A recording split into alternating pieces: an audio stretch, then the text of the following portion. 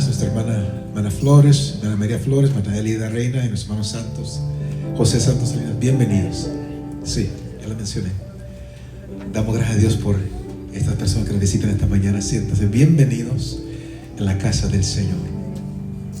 Continuamos con esta serie. Ahora no es nuestro, todo es suyo. Hace 3 semanas que comenzamos con una serie sobre las finanzas, sobre la manera que Dios piensa acerca del dinero. No es nuestro, todo es suyo. Y les decía yo que mi deseo es que estos estudios, a través de estas lecciones, seamos transformados.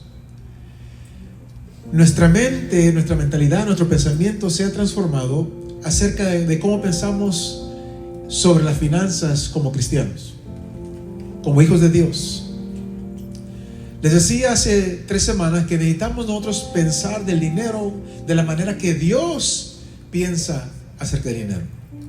Entonces necesitamos una visión ajustada de las posesiones materiales, del dinero. Y es parte de la renovación de la mente que Dios quiere para nosotros al crecer espiritualmente. Romanos 12:2 dice que no nos conformemos a este siglo, sino que seamos transformados por medio de la renovación de nuestro entendimiento, para que conozcamos cuál es la buena voluntad de Dios, la buena y agradable voluntad de Dios, perfecta.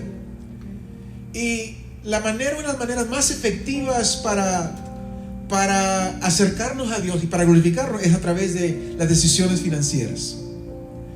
Porque ¿cuál otro medio existe que requiera que dependamos de Dios y evaluemos nuestros motivos más que nuestras finanzas?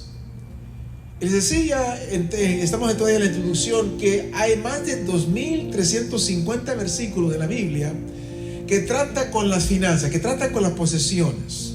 Obviamente a Dios le importa nuestra visión de las posesiones, porque nos instruye mucho acerca de esto. 2.350 versículos que tienen que ver con las finanzas y las posesiones. Jesús dijo en Mateo 6:21 que porque donde está vuestro tesoro, ahí estará también nuestro corazón. Donde está vuestro tesoro, ahí estará también nuestro corazón. Y lo que está diciendo ahí es que lo que hagamos con nuestro dinero y nuestras posesiones revela nuestras prioridades verdaderas. Es así de sencillo. Lo que hacemos con nuestro dinero, con nuestras posesiones, revela nuestras prioridades. Entonces, lo que estamos estudiando en esta serie no es un tema secular, no es algo que no es espiritual, sino que Dios nos está hablando de un termómetro espiritual, una manera de medir lo que realmente está sucediendo en nuestro corazón. Un termómetro espiritual, lo que está sucediendo en nuestro corazón, la mayordomía.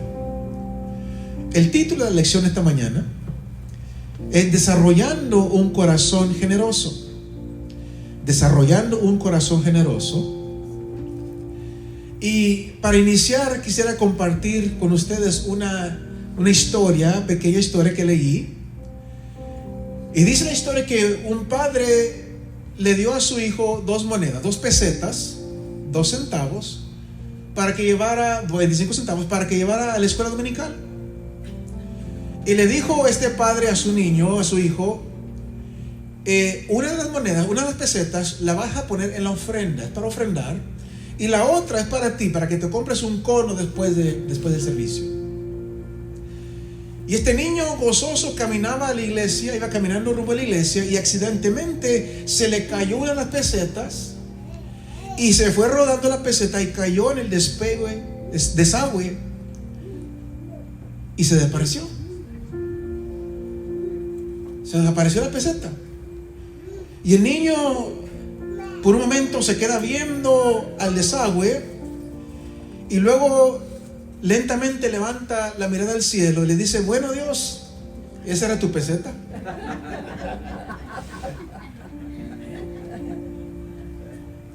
La idea de dar, mis hermanos, desencadena una guerra interna en nosotros.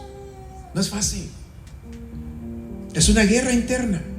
La idea de tener que dar desencadena una guerra interna en nosotros. ¿De quién es el dinero? Hemos estado hablando de esto. ¿A quién le pertenece el dinero? Si todo es de Dios, nada es nuestro. Entonces, en nuestro estudio hemos estado buscando entender la mayordomía financiera conforme a la Biblia. Lo que dice el Señor conforme a las finanzas, lo que dice el Señor conforme a las posesiones. Entonces, este es un tema muy personal. Es un tema muy personal. Y el concepto de la mayordomía en la Biblia es que Dios es dueño de todas las cosas. De ambas pesetas, de las dos pesetas, Dios es dueño. La mayordomía quiere decir que como creyentes, a cada uno de nosotros se nos ha asignado diferentes cantidades de cosas materiales para administrar de parte de Dios. Entonces, como vimos hace 2 semanas, es una prueba. Dios nos está probando a través de nuestras posesiones. Dios nos está probando a través de nuestras finanzas. Pero porque las cosas materiales muchas veces tienen nuestro nombre, están en nuestro nombre, esto es lo que crea una tensión. Bueno, pero es mío. Yo me lo gané, tiene mi nombre. Entonces, esto es lo que crea una tensión. ¿Quién determina realmente a dónde va vuestro dinero? ¿Quién determina? ¿Realmente voy a usar mis bienes materiales, mis finanzas, exactamente como Dios quiere que lo haga? Son preguntas en la batalla interna, en la lucha interna. ¿Quién va a determinar dónde va mi dinero? Y voy a usar mis bienes materiales, mis finanzas, como Dios quiere que yo las use. Entonces, el estudio de esta mañana, la lección de esta mañana, mis hermanos, acerca del dar, no hará sentido para las personas que no entienden que somos nosotros solamente mayordomos administrando lo que le pertenece a Dios. Tenemos que entender eso. Si no entendemos eso, entonces esta lección no va a tener sentido para nosotros. Tenemos que entender una vez más que solamente somos mayordomos manejando, administrando lo que le pertenece a Dios. Y en este estudio vamos a enfocarnos en lo que la Biblia llama nuestro corazón. El corazón en uso bíblico es una metáfora que tiene que ver con nuestra voluntad. El corazón en la Biblia se refiere a nuestra voluntad. Es donde decidimos si vamos a hacer o no vamos a hacer lo que Dios quiere. En nuestro corazón decidimos, tomamos esa decisión. ¿Voy a hacer lo que Dios quiere o no voy a hacer lo que Dios quiere? Entonces, solamente podemos entender lo que Dios dice acerca del dar financieramente si alineamos nuestro corazón con el corazón de Dios. Esta mañana vamos a hablar de un contraste. Vamos a ver un contraste entre un hombre rico en Jerusalén con un corazón egoísta 1000 años antes de Cristo, en contraste con unos creyentes con un corazón dispuesto 100 años después de Cristo que vivían en Macedonia. Vamos a hablar de la actitud, porque nuestra actitud hacia las cosas materiales son la ventana a la condición de nuestro corazón. Donde está nuestro tesoro, es la palabra de Jesús, ahí está nuestro corazón. Entonces, nuestra actitud hacia las cosas materiales es la ventana que nos permite ver la condición de nuestro corazón. Vamos a ver primeramente el corazón de Salomón. Le invito a abrir su Biblia. Vaya conmigo a Primera de Reyes, capítulo 10. El corazón de Salomón, Primera de Reyes, capítulo 10. Es obvio, vamos a ver, que el rey Salomón de Israel era un hombre increíblemente rico. Un hombre bien rico. Versículo 14 al 16 dice así: el peso del oro que Salomón tenía de renta cada año era 666 talentos de oro, sin lo de los mercaderes y lo de la contratación de especies y lo de todos los reyes de Arabia y de los principales de la tierra. Dice el versículo 16: hizo también el rey Salomón 200 escudos grandes de oro batido, 600 ciclos de oro gastó en cada escudo. Ahora, dice el versículo 14: eran 666 talentos de oro. Si usted tiene preguntas, pues, ¿de qué cantidad estamos hablando? 666 talentos de oro son como 800,000 onzas de oro. Y si lo ponemos al precio de hoy, de como decir $800 por onza, estamos hablando de 640 millones de dólares. Era pobre el Señor. Y eso es solamente el ingreso anual, sin contar las taxas, sin contar las tarifas de todo tipo de personas, de gobiernos. Un hombre extremadamente rico. Mire del lugar donde se sentaba el hombre. Versículo 18 al 20. Se hizo también el rey Salomón un gran trono de marfil, el cual cubrió de oro purísimo. 6 gradas tenía el trono, y la parte alta era redonda por el respaldo, y a uno y otro lado tenía brazos cerca del asiento, junto a los cuales estaban colocados 2 leones. Estaba también 12 leones puestos ahí sobre las 6 gradas, de un lado y del otro. En ningún otro reino se había hecho trono semejante. Una vez más, este hombre era riquísimo. Dios había bendecido a Salomón, porque si usted recuerda, cuando era en los primeros días de su reino, él no le pidió a Dios riqueza, le pidió ¿qué? Sabiduría. Esa era su petición. Señor, dame sabiduría. No te pido riqueza, te pido sabiduría.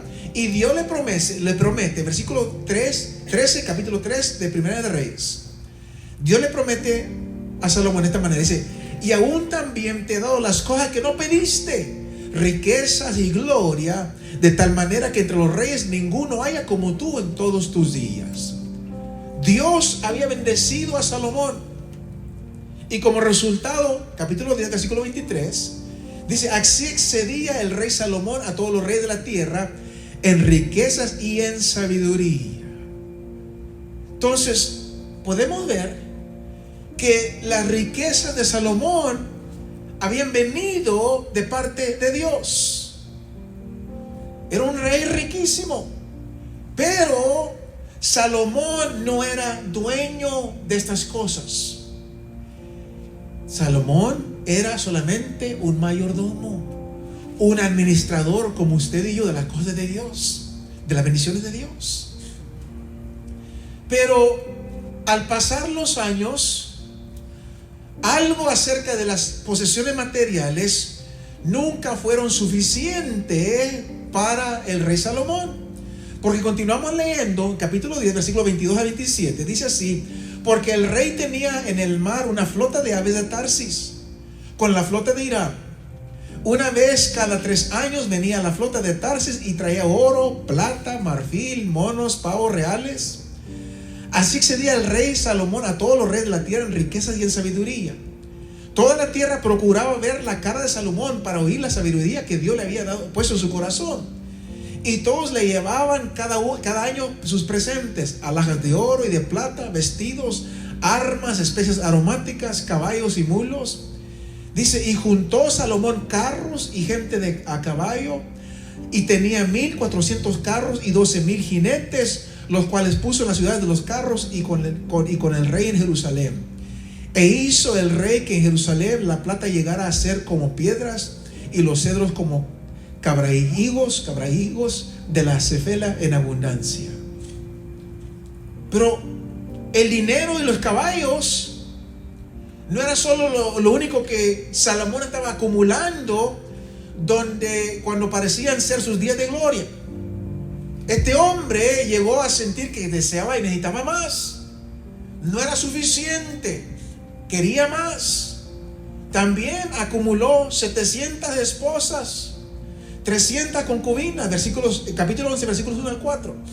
Dice: pero el rey Salomón amó, además de la hija de Faraón, a muchas mujeres extranjeras, a las de Moab, a las de Amón, a las de Edom, a las de Sidón, a las eteas, gentes, mire, escucha esto, gentes de las cuales Jehová había dicho a los hijos de Israel: no os llegaréis a ellas, ni ellas se llegarán a vosotros, porque ciertamente harán inclinar vuestros corazones tras sus dioses. A estas pues se juntó Salomón con amor. Como se vamos a ver aquí, el problema Dios lo había bendecido grandemente. Pero este hombre, al ver tanta riqueza, no era suficiente, quería más. Aún con las esposas, aún con las mujeres.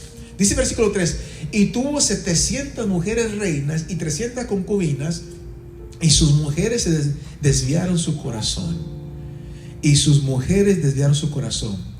Y cuando Salomón era ya viejo, sus mujeres inclinaron su corazón tras dioses ajenos, y su corazón no era perfecto con Jehová su Dios, como el corazón de su padre David. Ahora, yo no puedo ni imaginar o entender la idea de 1000 mujeres en la vida. Con una suficiente, ¿verdad? Pero este hombre se casó por muchas razones políticas, muchas razones egoístas. Y el resultado fue que en esfuerzo por esforzarse a agradarlas, él comenzó a edificar lugares de adoración pagana. Y esto fue llevando más lejos cada día el corazón de Salomón, lejos de Dios. Se apartó de Dios. Jehová lo había advertido en la ley, y sin duda había una copia de la ley en el gran templo que Salomón edificó anteriormente durante su reino. La ley era muy clara. En Deuteronomio capítulo 17 dice así: pero él no aumentará para sí caballos, ni hará volver al pueblo a Egipto con el fin de aumentar caballos, porque Jehová os ha dicho: no volváis nunca por este camino, ni tomará para sí muchas mujeres, para que su corazón no se desvíe, ni plata ni oro aumentará para sí en abundancia. Dios se lo había advertido, estaba en la ley, él lo conocía. Pero Salomón no cumplió con las advertencias de Dios. Él no estaba completamente dedicado a Dios. Y por eso es la palabra que él siguió a otros dioses. Entonces vemos aquí un terrible espiral descendente. Poco a poco se fue apartando del Señor. ¿Por qué? Versículo 4 dice así: y cuando Salomón era ya viejo, sus mujeres inclinaron su corazón tras dioses ajenos, y su corazón no era perfecto con Jehová su Dios, como el corazón de su padre David. Su corazón se volvió. Su corazón ya no estaba completamente consagrado como al inicio con Dios. Dios le había bendecido porque era un hombre como David, como su padre. Era un Dios conforme al corazón de Dios, porque buscaba a Dios, buscaba sabiduría. Y Dios lo bendijo. Pero ahora, en esta bendición que Dios le da, él se olvida de su Dios, se aparta de su Dios. Su corazón ya no estaba plenamente consagrado a Dios. Recordemos, Dios había prometido bendecir a Salomón con riqueza. Entonces no era necesariamente algo malo que Salomón era un hombre rico, pero en algún momento él cruzó la línea que Dios había advertido para acumular más y más y más. Esto, mis hermanos, describe un problema del corazón. No hay nada malo con que el Señor le bendiga. Si usted tiene, gócelo. Si Dios le ha bendecido, es para honra y gloria del Señor. Pero recuerde, no es suyo, le pertenece a Dios. Todo lo que vemos aquí en esta historia es un problema de corazón. Salomón hizo lo que la mayoría de la gente rica, aún muchos cristianos, harían si fuera su capacidad. Compró todo lo que él quería comprar, todo lo que podía permitirse. Pero la advertencia es que lo que podemos permitirnos muchas veces puede desviar nuestro corazón de la adoración a Dios. Tenemos que tener mucho cuidado, porque el Señor nos bendice, pero muchas veces eso nos lleva a apartarnos del camino de Dios. Es lo que le pasó a Salomón. Dios lo bendijo, pero esas cosas lo llevaron a apartarse del camino del Señor. En contraste a Salomón, Jesús nos dice que debemos de almacenar tesoros en el cielo. Y esto nos habla de un corazón devoto, un corazón generoso. Dice Mateo 6, Jesús hablando, versículos 19 al 21: no os hagáis tesoros en la tierra, donde la polilla y el orín corrompen, y donde ladrones minan y hurtan, sino haceos tesoros en el cielo, donde ni la polilla ni el orín corrompen, y donde ladrones no minan ni hurtan. Y una vez más, versículo 21, ¿por qué? Porque donde esté vuestro corazón, vuestro tesoro, ahí estará también vuestro corazón. Entonces, Jesús está realmente preocupado con nuestro corazón. La preocupación de Jesús en nuestro corazón.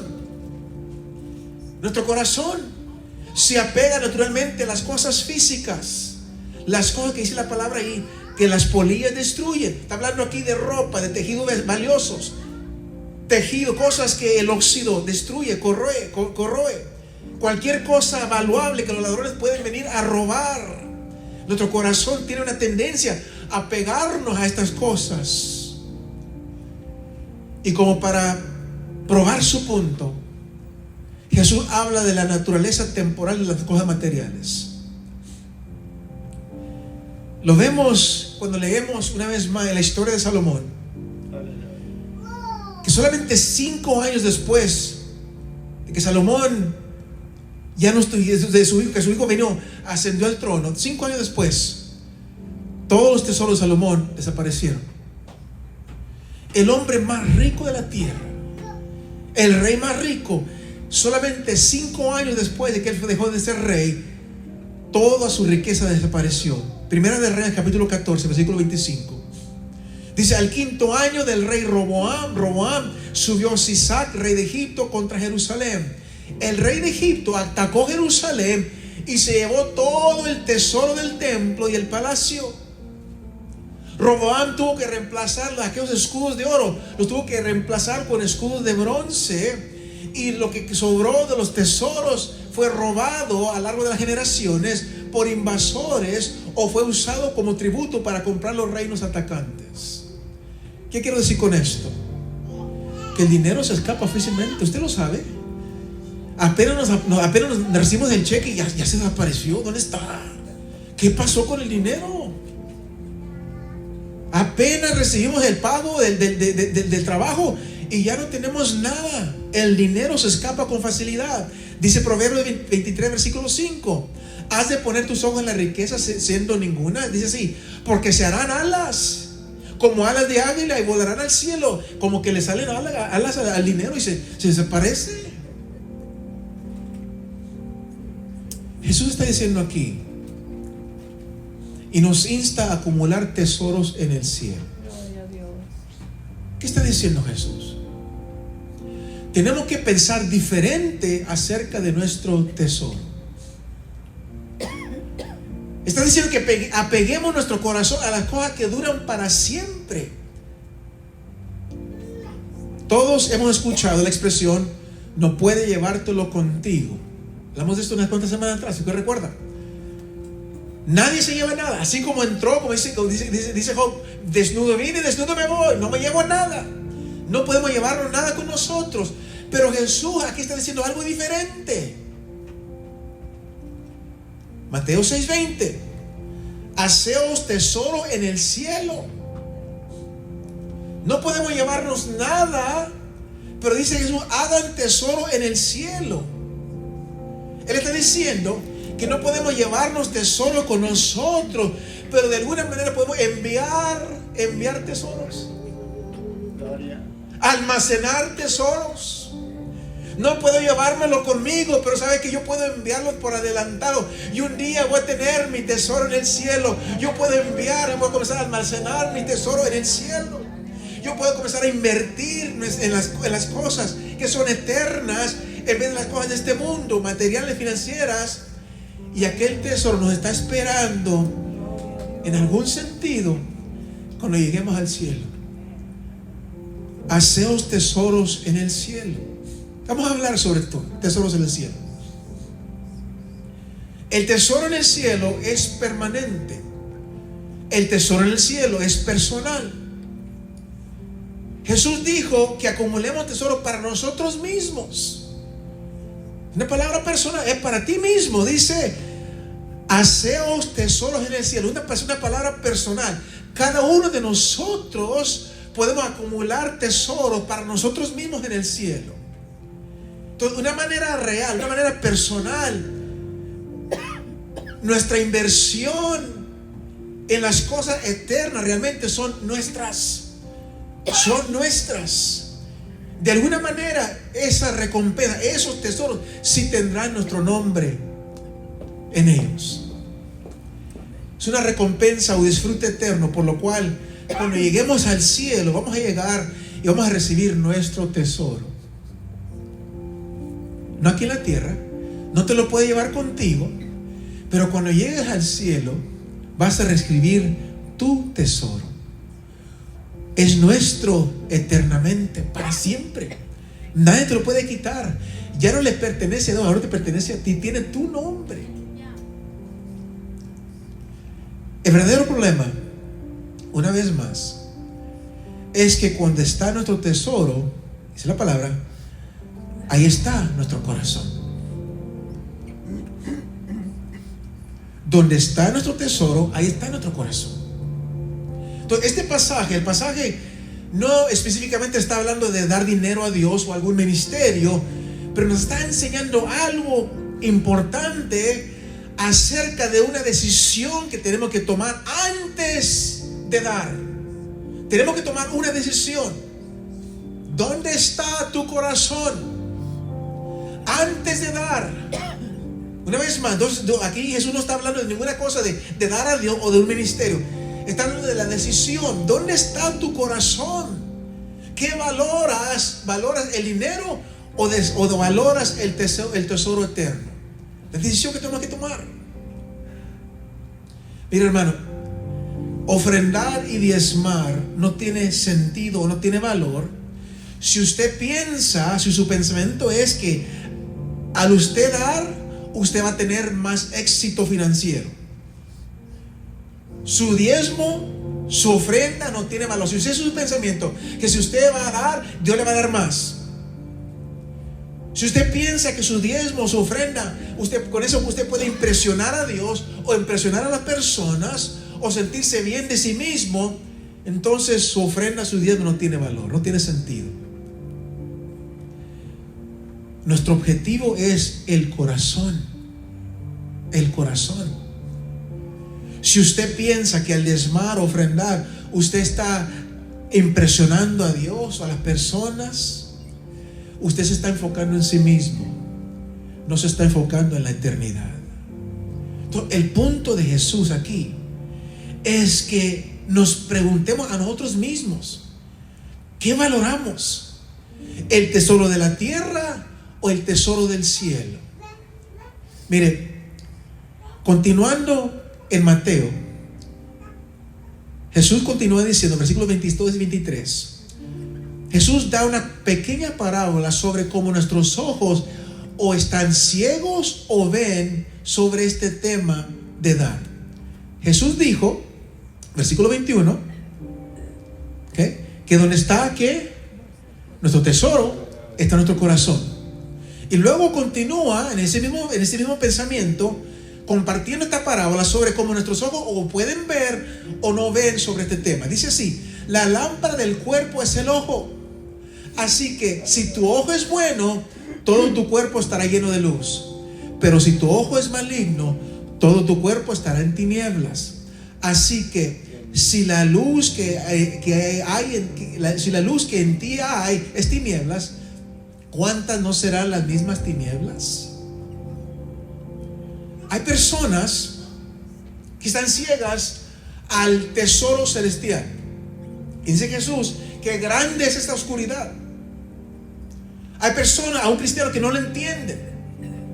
Nunca pasan más allá de los objetivos materiales a los objetivos eternos. Y Jesús te está diciendo aquí, lo está haciendo muy claro, tenemos que decidir. ¿Ves lo que dice el versículo 24? Continúa diciendo así: ninguno puede servir a dos señores, porque o aborrecerá al uno y amará al otro, o estimará al uno y menospreciará al otro. No podéis servir a Dios y a las riquezas. ¿Está entendiendo ahora? el objetivo. Tenemos que cambiar nuestro pensamiento de los objetivos materiales a los objetivos eternos. Podemos servir a Dios o podemos servir al dinero, pero no podemos servir a ambos, dice el Señor. Es uno u otro. O sirves a Dios o sirves a las riquezas. Hay algunas áreas en la vida que tienen que ser de una solamente. Jesús simplemente está diciendo que no podemos ser completamente devotos a Dios y al dinero al mismo tiempo. Es el uno o el otro. Ahora, todos tenemos dinero, algún poquito, algunos tienen más, pero todos tenemos. Como mayordomos, como administradores, se nos ha dado diferentes cantidades. Pero ¿es el dinero o la esperanza de tener más tu devoción? ¿Cuál es tu tesoro? Quizá Dios esté trabajando en nuestros corazones de alguna manera. Tal vez a través de alguna lucha financiera, Dios quiere cambiar, enfocar nuestros objetivos del corazón, los objetivos de nuestro corazón hacia la eternidad, que aprendamos a depender de Él. Tal vez por eso estás pasando por un momento difícil en tu finanzas, porque Dios quiere que mires hacia arriba, que todo le pertenece a Él. Dios lo está permitiendo para que tú abras tus ojos, que entiendas, todo es de Dios, nada es nuestro, todo le pertenece a Él. Si nosotros como creyentes, nosotros sabemos que el Espíritu Santo nos impulsa a vivir de una manera nueva, con nuevos objetivos. Sentimos nosotros como creyentes ahora el llamado de Dios a agradarle a Él, a adorarle a Él. Sentimos el deseo de servir, ayudar a otras personas, a escuchar el mensaje del Evangelio, a crecer en su fe. Y tenemos que también sentir la tira de fuerza en nuestros pensamientos financieros. Dios quiere toda nuestra vida, mis hermanos, no solamente nuestro dinero. Pero Dios usa nuestro dinero, en particular nuestras ofrendas, nuestros diezmos, como un indicador clave o aún como un método por el cual transformar nuestro corazón. Dios lo usa como una prueba. Vamos ahora a hablar del corazón de los macedonios. En contraste, vimos el corazón de Salomón. Aunque Dios lo había bendecido, ahora Salomón, su mirada comienza a estar en las riquezas, en las cosas, y su corazón se aparta del Señor. En contraste, vamos a ver el corazón de los macedonios. Un corazón generoso se puede desarrollar en nosotros si hemos sido salvos por la gracia de Dios. Si hemos sido salvos por la gracia de Dios, podemos nosotros desarrollar un corazón generoso. De hecho, la generosidad se desarrolla en nosotros cuando nosotros alineamos nuestro corazón con el corazón de Dios. Con la gracia, imitamos la gracia de Dios. En 2 Corintios capítulo 8, encontramos una historia de un grupo notable de creyentes, primer siglo, que entendieron este concepto de la mayordomía, que todo le pertenece a Dios, nada nos pertenece a nosotros. Como que una luz se incendió en ellos y entendieron que tenían un tesoro eterno en el cielo. Su nueva y generosa manera de pensar era tan maravillosa que Pablo lo llamó un don de Dios, una gracia de Dios para ellos. 2 Corintios capítulo 8, versículos 1 al 4. Escribe Pablo: asimismo, hermanos, os hacemos saber la gracia de Dios que se ha dado a las iglesias de Macedonia, que en grande prueba de tribulación, la abundancia de su gozo y su profunda pobreza abundaron en riquezas de su generosidad. Pues doy testimonio de que con agrado han dado conforme a sus fuerzas, y aún más de allá de sus fuerzas, pidiéndonos con muchos ruegos que les concediésemos el privilegio de participar en este servicio para los santos. Esta gente no era normal. Esta gente estaba rogándole a Pablo que les diese el privilegio de dar, aunque eran pobres. Le estaban rogando: Pablo, danos el privilegio. Somos pobres, pero damos el privilegio de dar. Pablo estaba recaudando fondos para enviar a las nuevas iglesias que estaban plantadas alrededor de todo el imperio romano, para llevar las ofrendas de regreso a la iglesia fundadora de Jerusalén. Y había un gran hambre durante este tiempo y una grande persecución espiritual que había dejado a la familia sin trabajo, los había dejado con sus contenedores de harina vacíos, sus estómagos hambrientos. Estos cristianos estaban siendo sometidos a un juicio severo. No sabemos todo lo que sufrieron, pero Pablo dice que es una grande prueba. Y esto sugiere que fue no solamente un corto tiempo, sino que fue un largo tiempo, fue una grande prueba. Pero lo notable, mis hermanos, es que en estas circunstancias excepcionalmente difíciles, los creyentes macedonios, con un gozo desbordante en su donación, daban con un gozo, con alegría durante estos momentos de prueba. No tenían, estaban sufriendo, pero tenían un gozo en dar. Sentían alegría, le decían: dame el privilegio de poder dar. La abundancia de gozo, mis hermanos, en prueba financiera no es posible, al menos que hemos adoptado la mentalidad del tesoro eterno, que Dios usa pruebas para producir algo más valuable en nosotros eternamente. Tenemos que entenderlo. A veces Dios permite que suframos, que tengamos tiempos de angustia, de pruebas financieras, para que entendamos que todo le pertenece a Él, no a nosotros. Pablo usa dos pares de palabras en versículo 2 que son esencialmente un oxímoron. Dice en versículo 2: su profunda pobreza abundaron en riquezas de su generosidad. Dieron a pesar de su pobreza. ¿Te recuerda? Hace 2 semanas estudiamos la historia de aquella viuda que vino a adorar al templo y trajo 2 monedas pequeñas, todo lo que ella tenía. Y no fue ningún evangelista emocional que motivó a aquella mujer pobre a dar. No, fue el Espíritu Santo. Fue el Espíritu Santo obrando en ella. No tenía nada, sus últimas 2 monedas, pero conforme al Espíritu Santo obrando en ella, ella dio todo.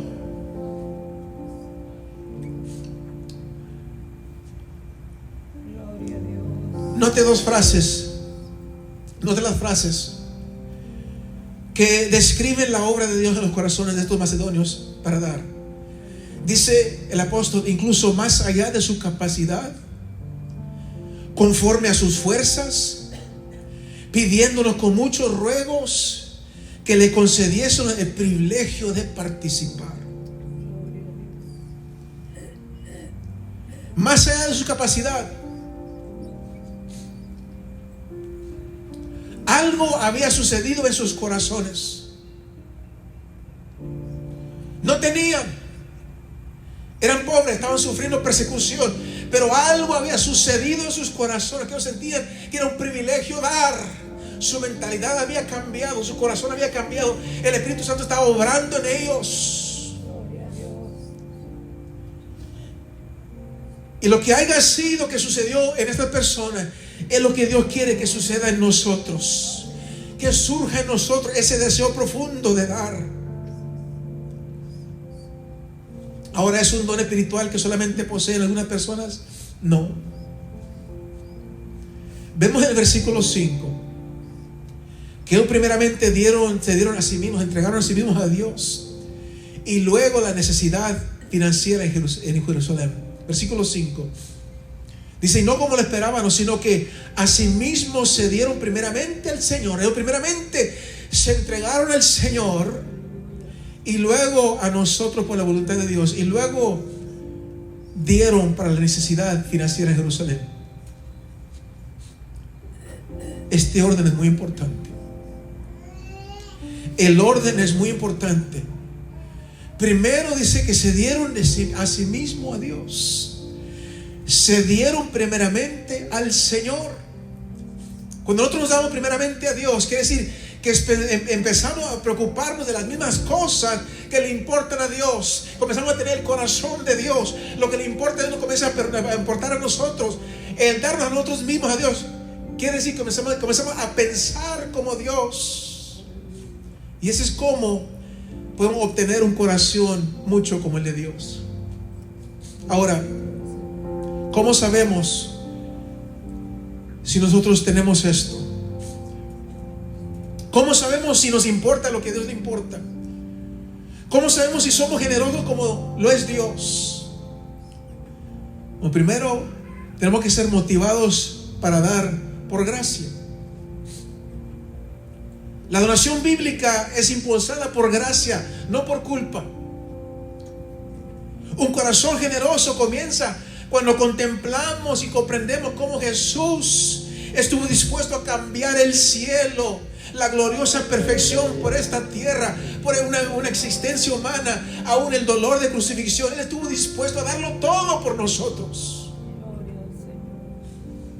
Solamente podemos apreciar la gracia de Dios para nosotros. Solamente cuando apreciamos la gracia de Dios para con nosotros, será nuestro corazón cambiado a un corazón generoso. La gracia motiva el dar que agrada a Dios. Por gracia damos. Dios es honrado cuando damos en imitación a Él, aquel que dio su propio Hijo para morir por nosotros. Él lo dio. Por gracia lo dio. Y cuando nosotros damos por gracia también estamos imitándolo a Él. Y esto agrada a Dios. Todos hemos escuchado las peticiones de dinero. Personas que dicen qué tipo de cristiano eres si no das para esta necesidad. O Dios te hará rico si das. Hemos escuchado esas cosas. O por favor dona para esta necesidad desesperada. O estarás en la lista de oro de donantes si das para esta necesidad. Pero mira lo que dice 2 de Corintios capítulo 9 versículo 7. Dice la palabra: cada uno dé como propuso su corazón, no con tristeza ni por necesidad. ¿Por qué? Porque Dios ama al dador alegre. No porque te están pidiendo, no porque te están motivando a dar, no, porque tú sale de tu corazón dar. No porque ves la necesidad, no, porque mi corazón yo quiero dar. O ves la necesidad, me sale mi corazón, yo quiero dar. Dar por obligación no es un motivo bíblico. El orgullo tampoco es un motivo bíblico. Jesús habló en Mateo capítulo 6 acerca de aquellos hipócritas que daban para ser vistos y alabados por los hombres. Mateo 6, versículos 1 al 4. Guardaos de hacer vuestra justicia delante de los hombres para ser visto de ellos. De otra manera no tendréis recompensa de vuestro Padre que está en los cielos. Cuando pues des ofrenda, limosna, ofrenda, no hagas tocar trompeta delante de ti, no hagas alboroto, como hacen los hipócritas en las sinagogas y en las calles, para ser alabados por los hombres. De cierto os digo que ya tienen su recompensa. Mas cuando tú des limosna, ofrenda, no sepa tu izquierda lo que hace tu derecha, para que sea tu ofrenda en secreto, y tu Padre que ve en lo secreto te recompensará en público. Dice Jesús que nuestro dar debe ser privado, no para que la gente lo vea. El dar bíblico es dar motivado por gracia. Comienza en el corazón. El dar comienza en el corazón porque comenzó en el corazón de Dios, quien por gracia nos dio el sacrificio de su propio Hijo Jesucristo. Por eso la donación bíblica muchas veces le llaman la donación por gracia. Cuando los cristianos macedonios escucharon de la necesidad, su pensamiento estaba tan saturado del pensamiento de Cristo haciéndose pobre por nosotros, que la idea de volverse un poco más pobre mediante una donación financiera, una idea que no era extraña para ellos. Si Dios, si Jesucristo pudo darlo todo por nosotros, ¿cómo no nos vamos a dar para Él? Ellos querían dar. De hecho, pidieron desesperadamente que tuvieran el privilegio de dar. Mis hermanos, esa es la diferencia que la gracia hace. Es verdad que esto es abnormal comparado con la sociedad, pero no es abnormal comparado con Cristo. Para los macedonios era algo normal, porque el dar es tener un corazón como Cristo, un corazón transformado por Cristo. Pero esto nos lleva a una cuestión de personal de voluntad. Dios ha implantado en cada creyente, en cada uno de nosotros, el deseo de dar. Algunos responden, algunos no. Dios ha implantado en cada creyente un deseo de dar. Algunos sí responden, algunos no. A veces sentimos miedo de no tener suficiente, miedo de tener que renunciar a algo que disfrutamos.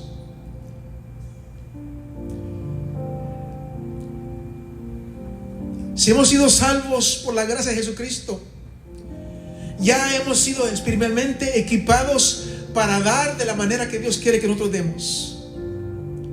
Conocemos de la gracia porque la gracia de Dios fue dada a nosotros.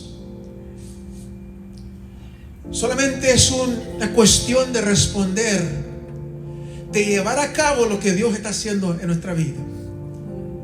Entonces, dar no debe ser algo extraordinario o ni raro.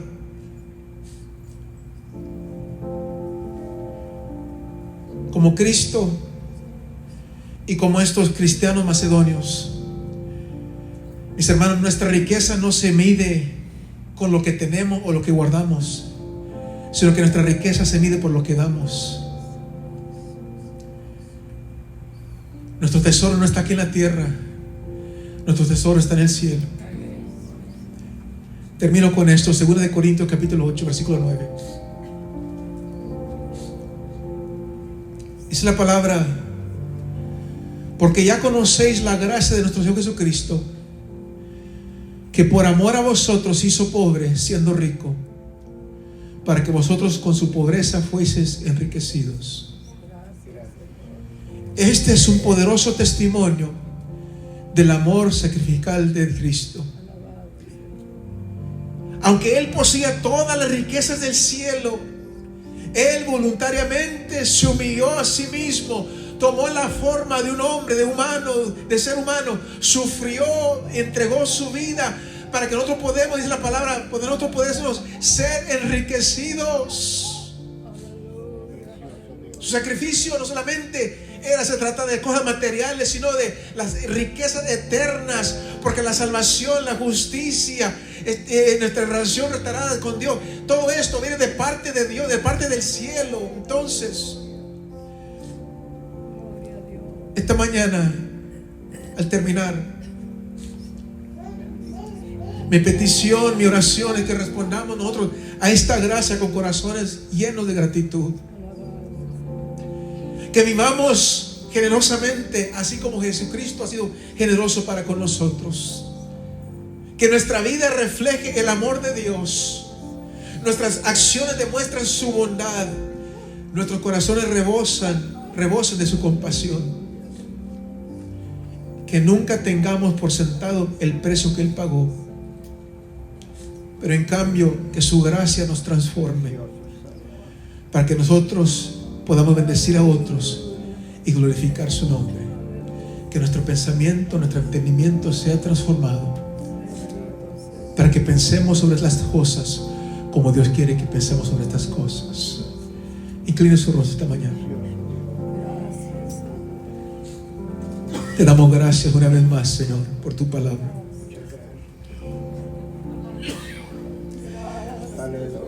Tu palabra, Señor, que nos desafía. Tu palabra que nos transforma, transforma nuestro entendimiento.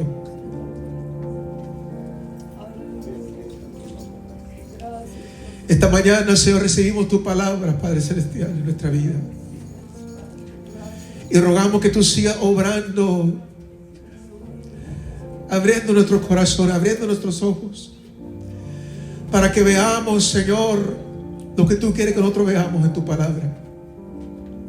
Para poder desarrollar un corazón generoso como el de Dios para con nosotros, como el de Jesucristo para con nosotros, que por amor entregó todo, resignó todo, dejó toda la riqueza del cielo para venir a darnos a nosotros salvación, para venir a redimirnos, a comprarnos con precio de sangre, para comprar para nosotros vida eterna y salvación. Padre, transforma nuestro entendimiento, que así como por gracia hemos recibido, Señor, tanta bendición, ahora por gracia demos, Señor, para ti. Que entendamos, Señor, que todo es tuyo, nada es nuestro, solamente somos, Señor, nosotros administradores de lo que es tuyo. Todo te pertenece a ti. Padre, que abramos nuestra mano para bendecirte, que reconozcamos la importancia de atesorar, de hacer tesoro en el cielo, no aquí en la tierra, de almacenar tesoros en el cielo. Y un día muy pronto estaremos en gloria, Señor, recibiremos lo que nos pertenece. Padre, dejo esta palabra en tus manos, pidiendo que seas tú, Señor, que ministre a cada persona personalmente, individualmente, conmigo, comenzando conmigo, Señor. Haz de nosotros las personas y la iglesia que tú quieres que seamos para tu honra y tu gloria, Señor. Y abre tu cielo, continúa a abrir tu cielo, bendiciendo a tu pueblo, Señor, bendiciendo a tu iglesia. Te damos gloria, te damos honra, te damos honor, y todo esto en Cristo Jesús nuestro Señor. Gloria al Señor.